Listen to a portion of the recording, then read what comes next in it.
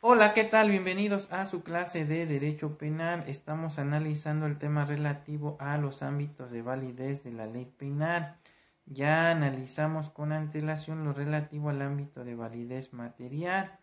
lo concerniente al ámbito de validez espacial y mencionábamos que uno de los temas que se encuentra íntimamente relacionado con este último es lo relativo relativo a la extradición. Esto en virtud de que en el derecho internacional ha surgido la urgencia de sancionar al autor de un hecho criminal que se refugia en un país diverso al donde se cometió el delito, y lo que ha generado que en el ámbito internacional surja una institución que se denomina la extradición, en virtud de la cual un estado entrega a otro estado una persona que se encuentra en el territorio del primero y que es reclamada por el segundo para su juzgamiento en materia penal o bien para el cumplimiento de una sentencia de ese carácter y que desde luego ya fue dictada. En ese orden de ideas, Jiménez de Azúa precisa que la extradición es la entrega del acusado del condenado para juzgarlo o ejecutar la condena mediante la petición del estado donde el delito se perpetró, hecha por aquel país en que buscó refugio. Para Cuello Calón, la extradición es el acto por el cual un gobierno entrega a un individuo refugiado en su territorio al gobierno de otro país que lo reclama por razón de un delito, para que sea juzgado y si en su caso ya fue condenado, para que ejecute la pena o la medida de seguridad impuesta obviamente en el país que lo requiere. Ahora bien, por cuanto hace a las características de la extradición, estas son primordialmente dos. La primera es que únicamente opera entre estados o naciones, y la segunda es que tiene dos finalidades, que es que se entregue a un individuo para ser juzgado o en su caso para aplicarle una pena. Ahora bien, por cuanto hace la clasificación o los tipos de extradición, doctrinalmente se ha establecido que puede ser catalogada en dos vertientes, lo que es la extradición activa y pasiva y la extradición voluntaria y obligatoria. La extradición es activa cuando un estado le pide a otro que le entregue a una persona. En consecuencia, la extradición pasiva será la que le compete al estado, que se le pide que se entregue al sujeto activo y éste lo entrega. Ahora bien, la extradición voluntaria es cuando la entrega de la persona queda sometida a la libre decisión del estado que extradita a la persona, y por ende será obligatoria cuando se encuentra obligado un estado a entregar una persona requerida por virtud de los tratados internacionales. Hay que recordar que los tratados de extradición son convenios mediante los cuales los estados se comprometen recíprocamente a entregarse determinados delincuentes previo cumplimiento de algunas formalidades. Ahora bien, por cuanto hace a los requisitos de la extradición, para que pueda concretarse la misma, debe actualizarse alguno de los siguientes requisitos. En cuanto a los estados, debe examinarse si hay tratados internacionales de extradición. En ese orden de ideas, los tratados que contienen una cláusula de extradición pueden ser bilaterales o multilaterales. Si no hay tratados, pues debe aplicarse el principio de asistencia jurídica conforme a la costumbre internacional. En segundo lugar, se tiene que analizar la calidad o naturaleza del hecho o del acto que se le atribuye al sujeto que se pretende extraditar, y en ese orden se exige que hay identidad de la norma. Esto significa que el delito en virtud del cual se pide la extradición debe ser igualmente delito en el país en el que se encuentra el sujeto. Debe tratarse de un hecho tipificado en ambos países. A esto se le conoce como la doctrina de la doble incriminación. Asimismo, debe analizarse que se trate de delitos de cierta gravedad, pues la extradición solo es aplicable respecto de delitos graves, no procediendo en relación a delitos no graves y a las faltas administrativas. Aquí el problema es determinar la mayor o menor gravedad de un delito. Por otra parte, deberá analizarse que se trate de delitos comunes,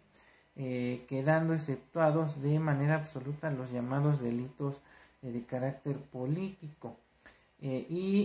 Finalmente se debe analizar la calidad del delincuente, es decir, es necesario que el sujeto esté siendo requerido para su extradición, que el sujeto que esté siendo requerido para su extradición reúna la calidad de imputado, procesado o sentenciado. Ahora, una vez expuesto lo anterior, vamos a analizar en qué casos no procede la extradición.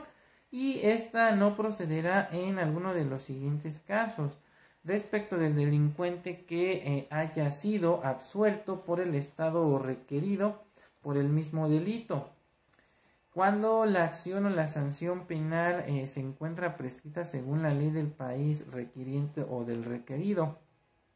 y cuando la sentencia que se impone es para ejecutar la pena de muerte, salvo algunas excepciones. En el caso de México, si la pena es mucho más grave en el país que requiere el sujeto que la que está prevista en México, pues desde luego no procederá la extradición. Luego entonces el artículo 15 del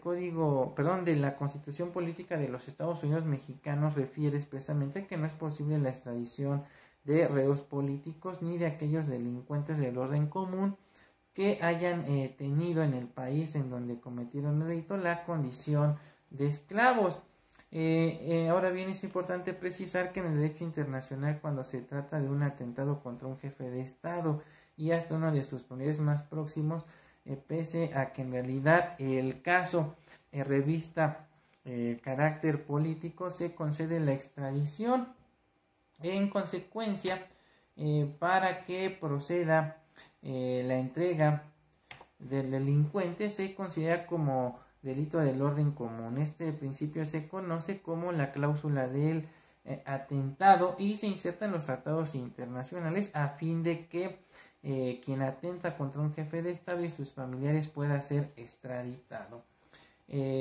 Ciñéndose al ordenado por la Constitución Federal, en nuestra República entonces ha celebrado tratados de extradición con muchos países europeos y con casi todos los de América.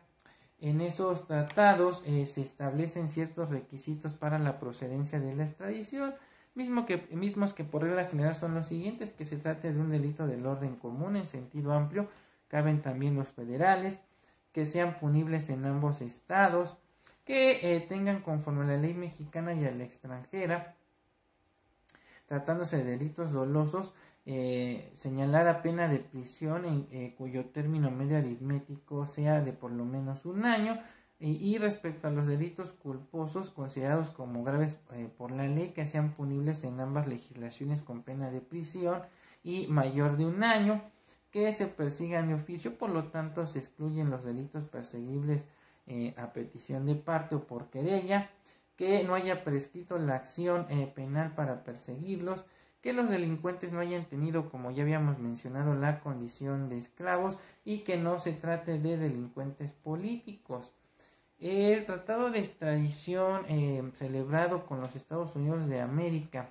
en su artículo 9, establece que no es obligatoria la extradición de nacionales, pero será facultad del presidente de la República, de la parte requerida, si no lo impiden sus leyes, de entregarlo si a su entera discreción no lo estima pertinente.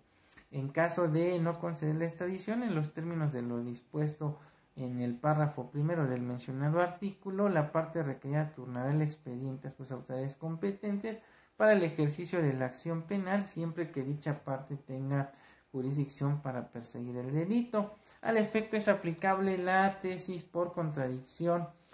que lleva por rubro extradición. La posibilidad de que un mexicano sea juzgado en la República conforme al artículo 4 del Código Penal Federal no impide al Poder Ejecutivo obsequiarla, ejerciendo la facultad discrecional que le concede el Tratado de Extradición entre Estados Unidos y los Estados Unidos de Norteamérica. Ahora bien, por cuanto hace a los efectos de la extradición, una vez que ésta fue acordada y producida, el Estado requiriente no podrá juzgar al extraditado por un delito distinto al que lo originó, ni hacer efectiva una condena diversa a la que específicamente motivó la petición de extradición. Así se establece expresamente en el artículo 377 del Código de Bustamante que la persona entregada no podrá ser retenida en prisión y juzgada por un delito distinto al que hubiese motivado la extradición y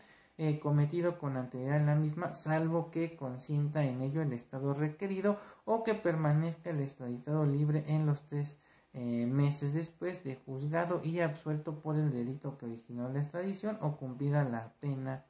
de privación de la libertad impuesta. Una vez rechazada la extradición no puede pedirse de nuevo por el mismo delito. Bien, hasta aquí vamos a concluir entonces el presente video relativo a la extradición y estaríamos analizando de manera particular en un subsecuente video lo relativo a la extradición interregional. Por el momento me despido, hasta pronto.